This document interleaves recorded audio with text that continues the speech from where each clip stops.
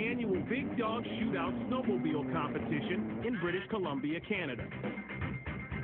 In the event called Big Hill Climbing, drivers race up steep slopes in hopes of pulling off the most extreme climb. Snowmobiler Tim McGregor makes a run for the title by taking his highly modified 400 horsepower machine up a steep incline. As Tim nears the top, the incline exceeds 75%.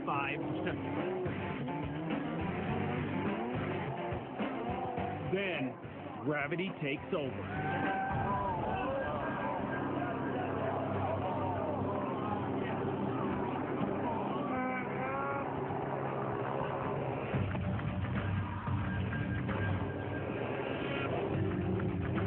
Tim pushes his luck by going up a steeper slope than anyone else. At the top of the ridge, he tries to stop, but he can't keep his balance.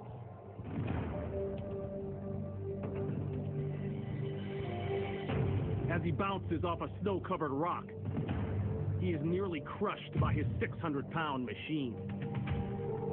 Tim tumbles helplessly down the mountain. After sliding more than 300 feet, the snowmobile eventually comes to a stop. Tim is not far behind.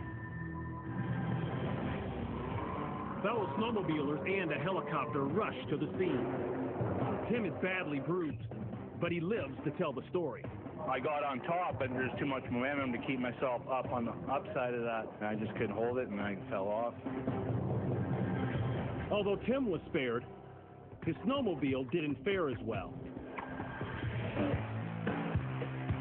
Tim's convinced he owes his life to three things: his athleticism, which allowed him to maneuver around obstacles, his helmet, and sheer luck. That was a lucky day for me today. That's a long ways to fall. I thought I was done.